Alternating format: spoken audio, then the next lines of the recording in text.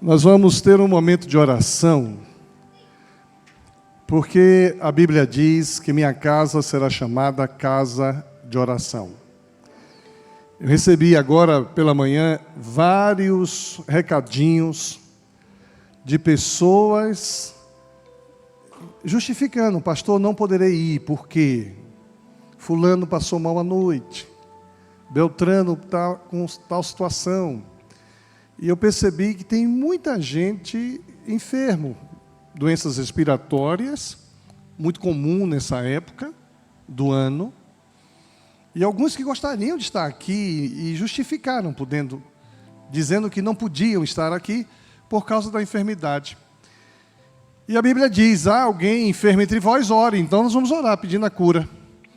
E eu dando aula hoje para os novos membros, essa classe de novos membros nos encanta, né? Nos encanta. Nós falamos hoje sobre o sacerdócio universal do crente. Nós batistas temos a convicção de que a única regra de fé e prática é a Bíblia, e que não há um sacerdócio especial. A oração do pastor não é mais poderosa do que a oração de qualquer uma pessoa. Tudo o que pedirdes ao Pai em meu nome, crendo, recebereis. Ponto final. Aí eu vou chamar a irmã Dária para orar. Só por que eu chamei a irmã Dária? Porque se ela orar em nome de Jesus, Deus vai ouvir e vai ordenar a bênção sobre o povo dele. Amém? Mas também porque a Dária é uma resposta de oração. Tem muita gente nova na igreja que não conhece a história da Dária. Um dia desse eu vou pedir para contar. Eu digo sempre assim que os médicos mandaram ela para morrer em casa. E no dia que mandaram morrer em casa, eu fui visitá-la. A gente já começou a orar pelo marido dela. No culto de oração aqui, a gente orou por isso. Aí Deus fez a cura e ela está aqui. Já faz o quê? Quanto tempo? 9 anos. 9 anos. Eu também, 19 anos fazem agora que eu fiquei curado do câncer. Então, Deus ouve a oração. E eu queria que você pudesse, nesse momento, incluir o seu motivo de oração diante do Senhor. Que você possa apresentar ao Senhor o seu motivo de oração. Você que não pôde vir porque está com situação de enfermidade em casa, apresente ao Senhor o seu motivo de oração. De uma forma simbólica, eu peço para que você se coloque em movimento, apresentando ao Senhor o seu motivo de oração. Então, ao ficar em pé, nesse momento, você que tem um motivo de oração, vai se colocar em pé aí, onde você está. Simbolicamente, Deus vai ouvir e vai contemplar o seu motivo de oração, que a Dária vai orar nesse momento. Pai amado, nós te agradecemos, Senhor, pelas incontáveis bênçãos que o Senhor tem derramado sobre as nossas vidas. Te agradecemos pela manhã deste dia, Senhor, quando o Senhor nos trouxe aqui, com o único objetivo, glorificar o Teu nome santo, Senhor. Estamos diante de Ti, Te adorando, louvando o Teu nome, engrandecendo, porque só Tu és digno, Senhor, de toda honra, de toda glória, de todo louvor. Queremos nesta hora, Senhor, Te clamar por aqueles que não puderam estar aqui. O Senhor nos trouxe aqui, com saúde e com disposição de Te adorar. Mas aqueles que não puderam vir, Pai, principalmente aqueles que estão com problemas de enfermidade, são tantas enfermidades, Pai. São tantas pessoas com tantos problemas graves, sem condições de estar aqui. Mas nós clamamos, Senhor, que o Senhor esteja visitando eles nesta hora, a cada um deles, aonde estiver, Senhor. Coloca as Tuas boas mãos sobre cada um. E opera o milagre da saúde, o milagre da cura. Nós estamos clamando, nós confiamos em Ti. Cremos, Pai, que Tu és poderoso para fazer infinitamente mais do que aquilo que nós pedimos, do que aquilo que nós necessitamos. Nós cremos nisto.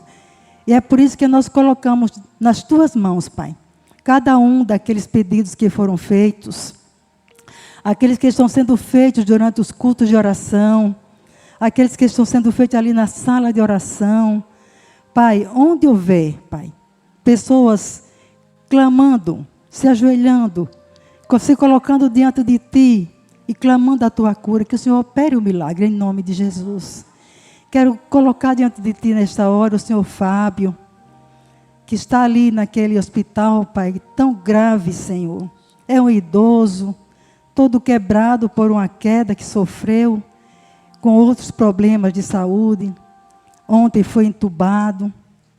Os médicos dizem que está caminhando para o óbito. Mas nós sabemos que a última palavra é a Tua palavra, Senhor. Nós queremos que o Senhor quiser, vai operar o milagre na vida dele e de tantos outros que estão na mesma situação. Pai, em nome de Jesus nós clamamos, já Te agradecendo, confiando no Teu poder, na Tua misericórdia, no Teu milagre, Senhor. E com perdão para os nossos pecados. Em nome de Jesus. Amém. E graças a Deus. Amém. Você pode sentar. O nosso tema nessa manhã são verdades para nossos dias. Nosso tema é verdades para os nossos dias. Com base em quê? Com base naquele texto que começamos a estudar domingo passado à noite, em Mateus capítulo 16, eu estou usando a versão NVT, nova tradução, nova versão transformadora. Isso, tá bom?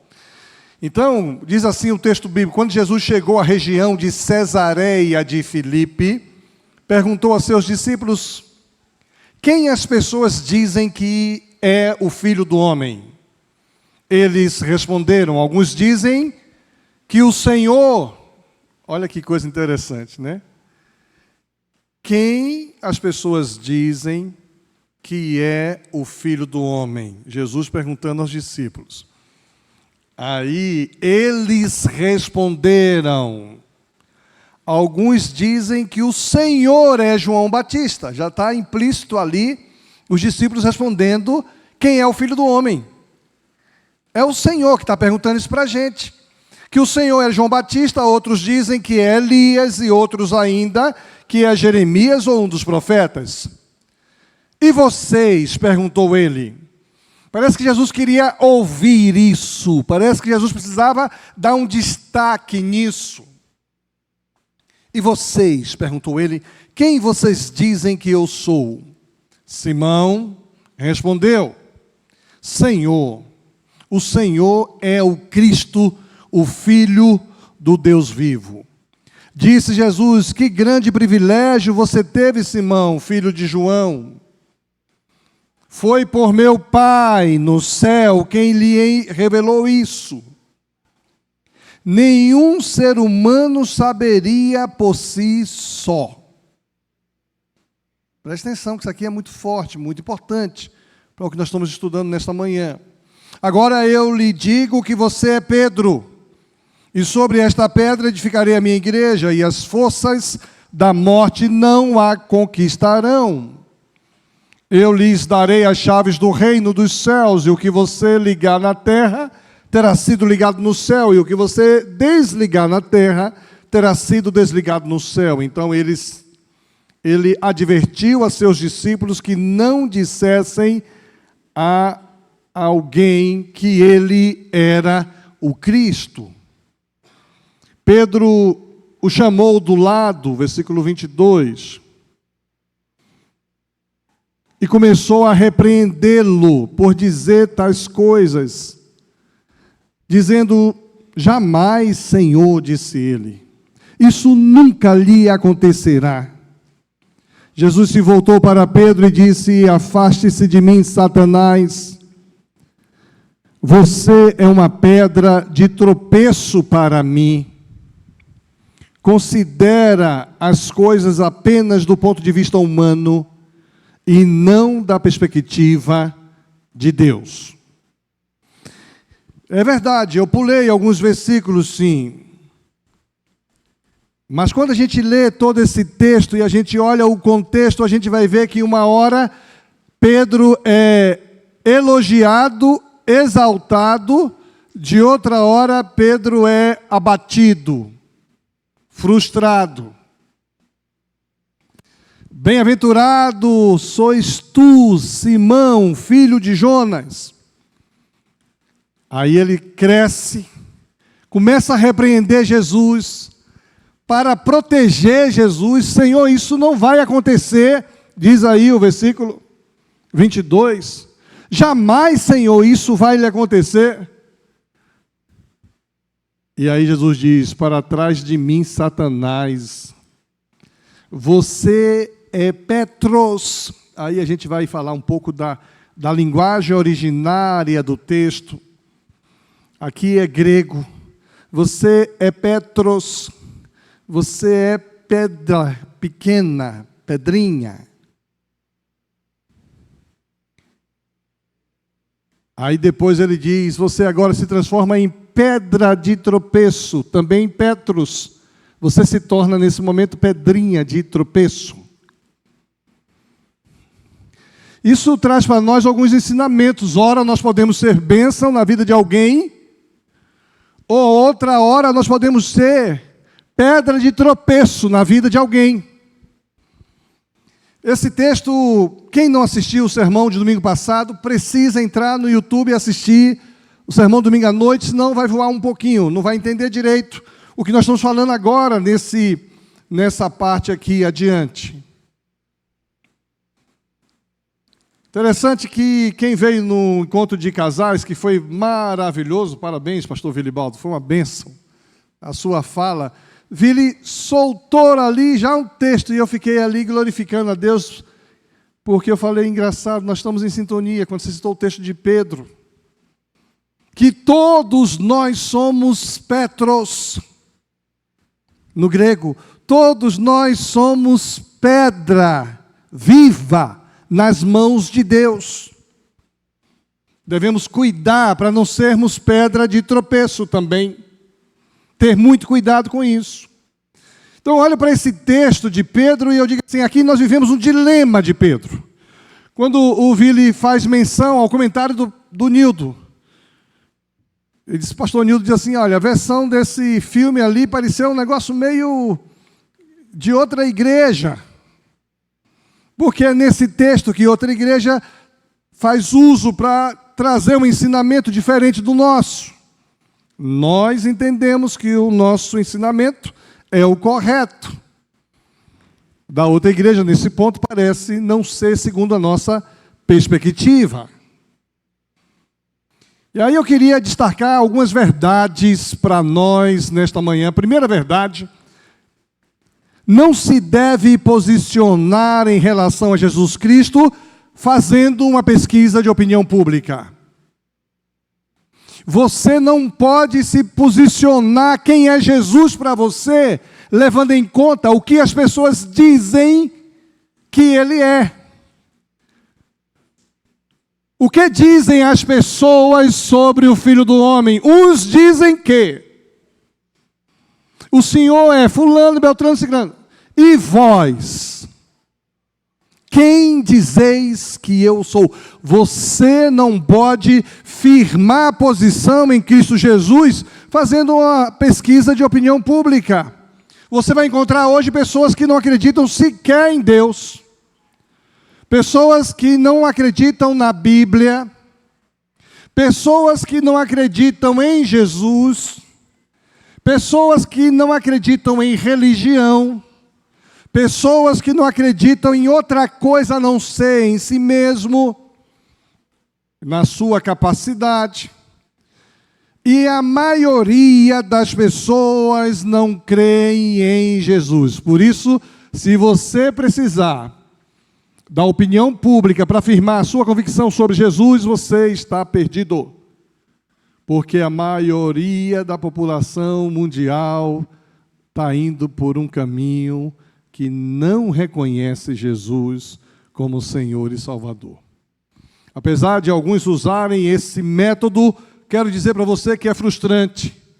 E eu me lembro, viu, Atílio, você deve ser da minha época, você deve ter mais ou menos visto aqueles quadros que tinham nas casas. Antigamente não tinha, as casas eram ornamentadas com quadro.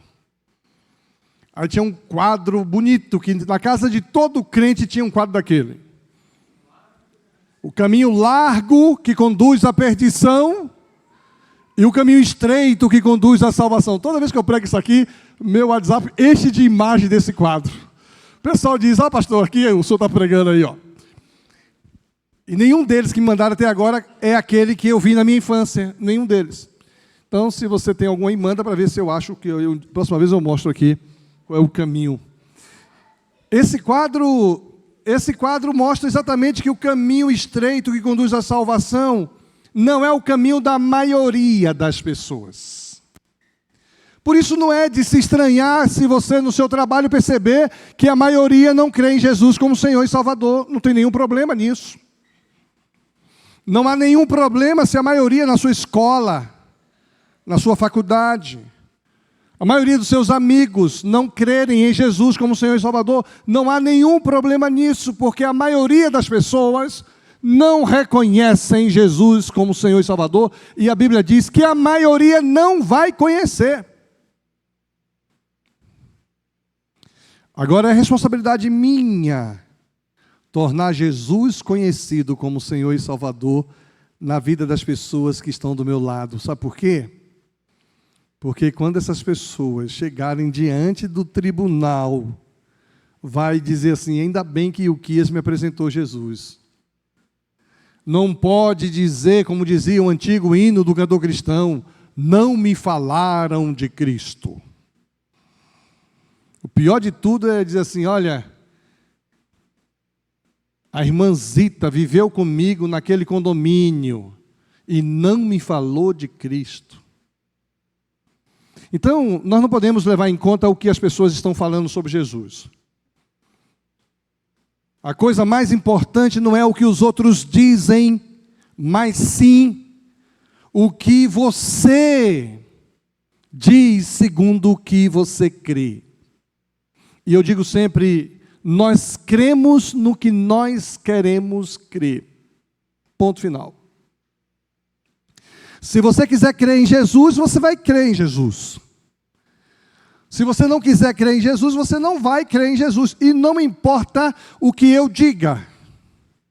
Não importa o que eu apresente. Você não vai crer. Você só crê no que você quiser.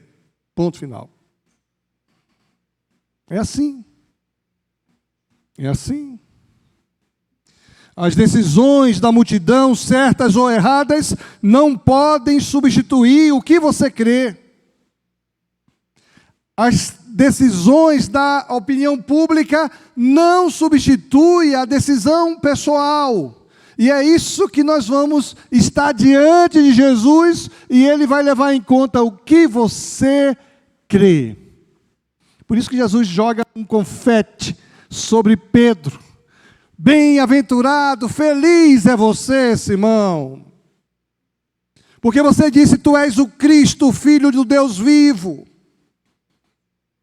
E essa confissão não foi a resposta de Pedro à revelação que ele entendeu, mas essa confissão foi a resposta de Pedro à revelação que Deus deu a Pedro. Presta atenção que isso aqui é fundamental. Pedro não conclui que Jesus é o Cristo porque Pedro viu, porque Pedro entendeu o que ele fazia.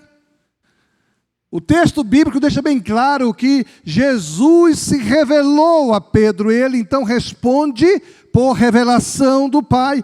E essa confissão foi a resposta àquilo que Deus revelou a Pedro em vários contextos. Por exemplo, em uma experiência que o próprio Jesus explica lá em Mateus 11, 25 a 27, naquela ocasião, Jesus orou na seguinte maneira. Veja, Jesus está orando, Pedro está vendo. Pai, Senhor dos céus e da terra, eu te agradeço porque escondestes estas coisas dos que se consideram sábios e instruídos e as revelastes aos que são como criança. Em outra versão, assim, aos pequeninos. Sim, Pai, foi do teu agrado fazê-lo assim.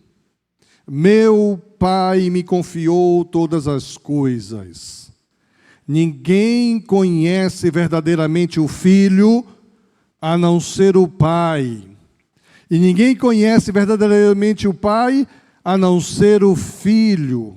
E aqueles a quem o Filho escolher revelá-lo. Então veja, Jesus nessa oração, e Pedro estava junto. Pedro ouviu essa oração. O Pai revelou. Pedro não buscou ativamente essa revelação antes, ele percebeu que Deus estava revelando quem era aquele com quem ele andava, quem era aquele com quem ele caminhava. Foi pela graça de Deus que Deus revelou quem era Jesus a Pedro. A questão é, você tem percebido o que Deus tem revelado sobre Jesus a você? Você tem percebido o que Deus está revelando sobre Jesus a você? Jesus não é só aquilo que você aprendeu na igreja. Nós temos um índice muito elevado de crentes, crianças nascidas na igreja, criadas na igreja, chegam na universidade e se desviam, abandonam a igreja. E a nossa grande preocupação é: será que nós estamos ensinando nossas crianças a terem um relacionamento pessoal com Jesus? Ou estamos ensinando nossas crianças a terem um relacionamento religioso na igreja? Há uma diferença enorme sobre isso. Mesmo nascido na igreja, criado na igreja, se não tiver um relacionamento pessoal com Jesus,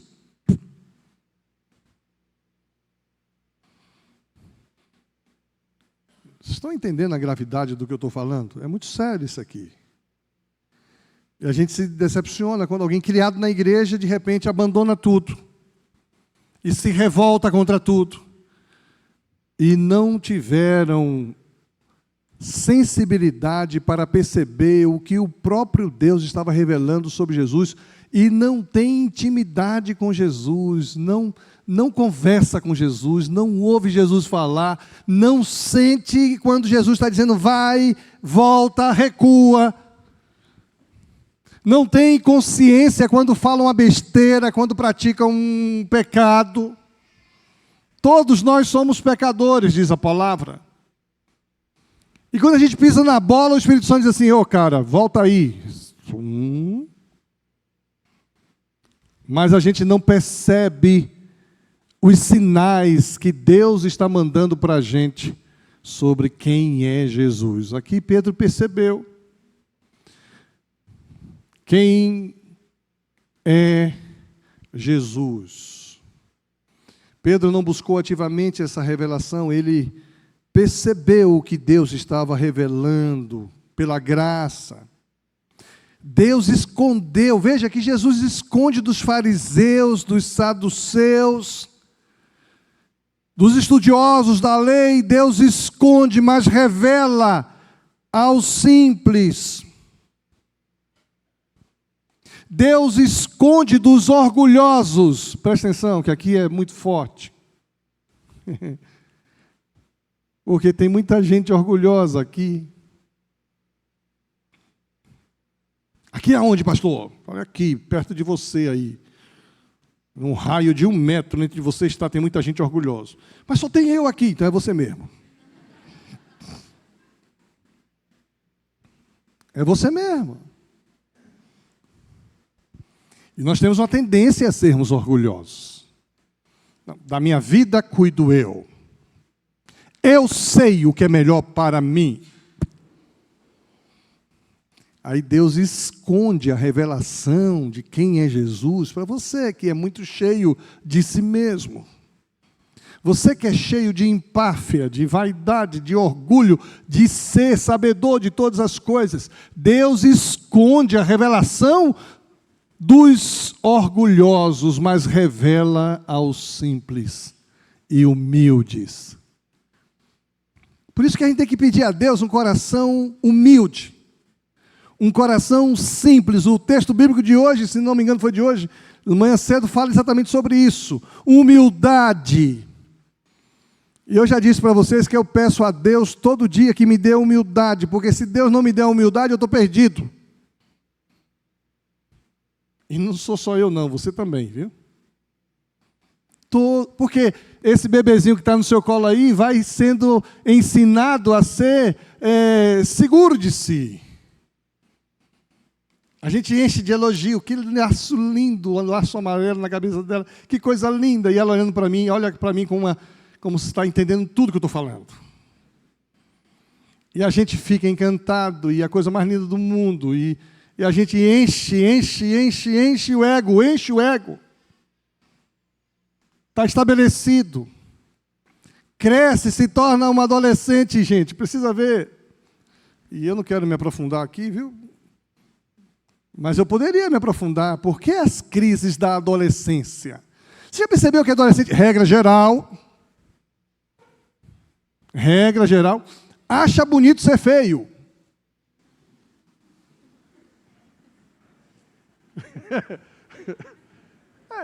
Regra geral.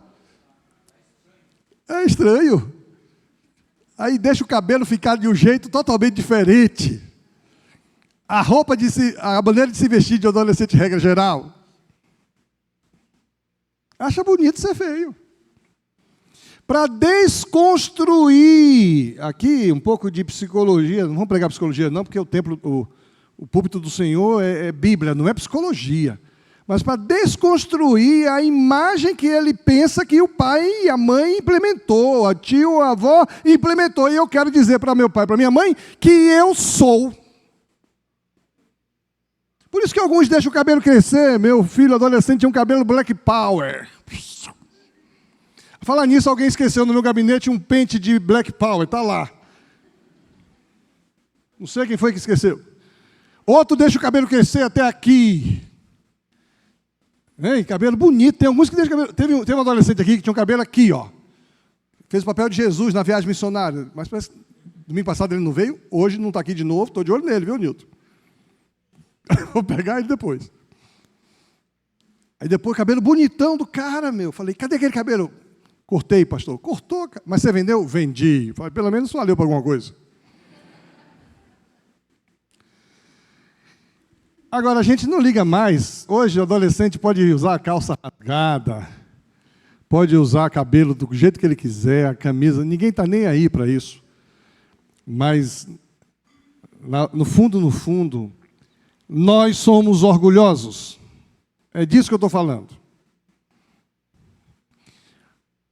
Eu me perdi um pouco no esboço para dizer que a gente é orgulhoso, vaidoso.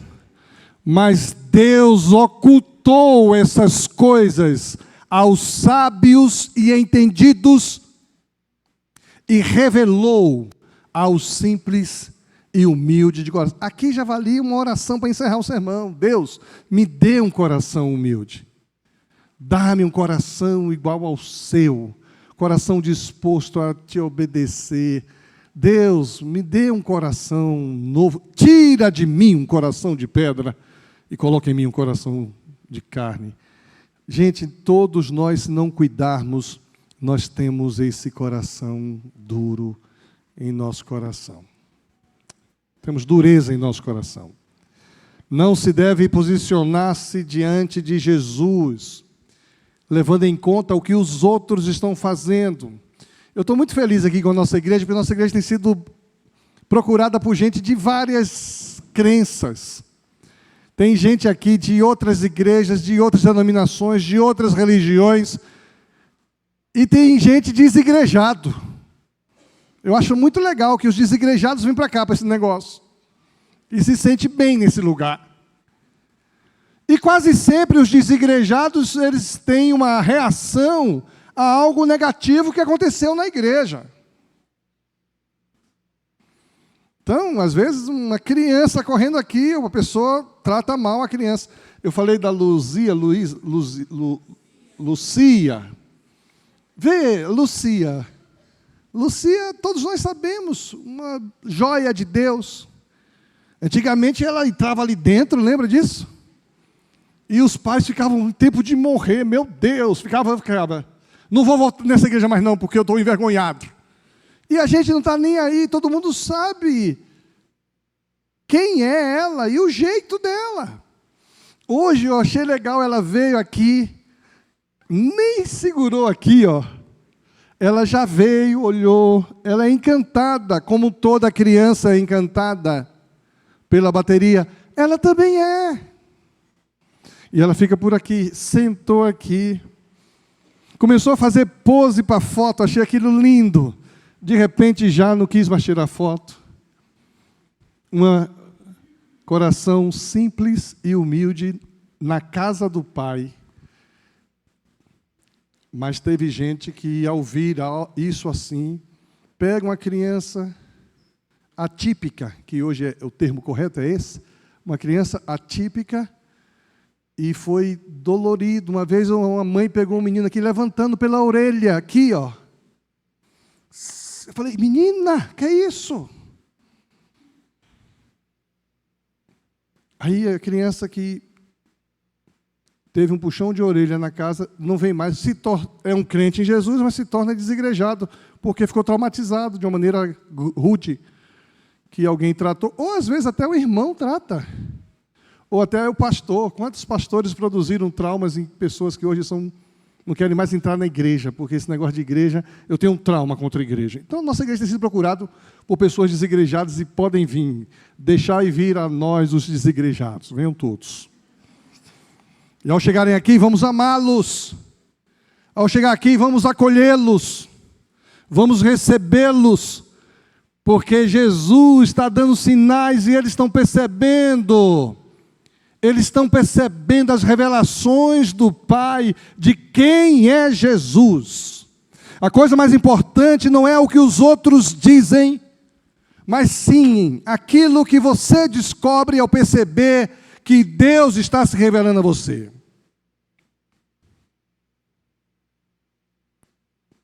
Domingo que vem de manhã a gente vai aprofundar um pouco mais.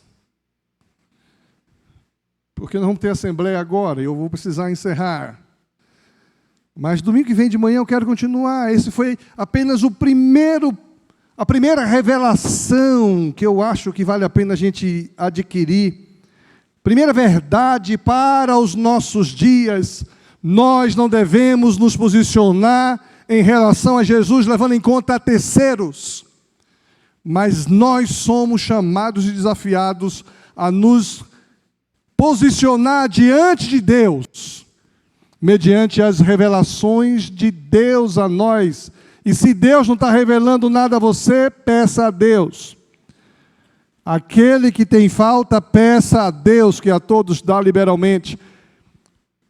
Ah, pastor, mas o senhor esqueceu o texto. O texto diz assim: aquele que tem falta de sabedoria, peça a Deus, que Deus dá liberalmente. Peça, porém, com fé, não duvidando. E a Bíblia vai dizer que o temor do Senhor é o princípio da sabedoria. Então, peça a Deus sabedoria. Peça com fé, não duvidando. Deus, se revele a mim, Deus, me mostra tuas verdades, me mostra, Senhor, tuas vontades, teu querer para a minha vida. A Bíblia promete que Deus tem para você o que é o de melhor, porque a vontade de Deus ela é boa, perfeita e agradável. Senhor, mostra a tua vontade. O Júnior botou uma faca no pescoço do menino, tadinho. Foi ele que noivou, não foi você, né? Agora que noivou tem que casar. O cara, você viu aí, Juan, o que te espera, meu filho? Quem mandou se apaixonar? E, gente, vocês não sabem o mico que é para um filho nesse negócio. Vocês não fazem ideia o coraçãozinho daquela menina, quando o pai está aqui, está feliz porque conseguiu um emprego. Está feliz porque o noivo conseguiu um emprego. Mas quando o pai olha com aquele sorriso, né, filha?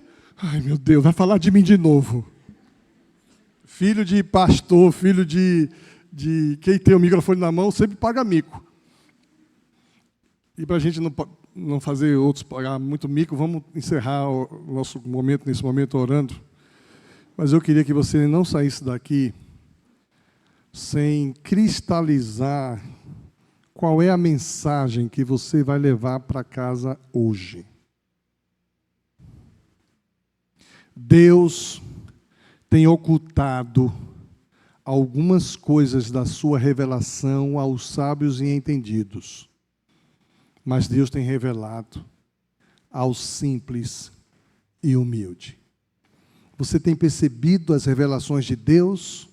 Tem alguma coisa errada no seu coração? Você tem percebido as vontades e as verdades de Deus? Peça a Deus que conserve um coração humilde. Vamos ficar em pé? Pai querido, muito obrigado pela Tua palavra que nesta manhã é lida. Nos ajuda, Senhor, a sermos confrontados por ela.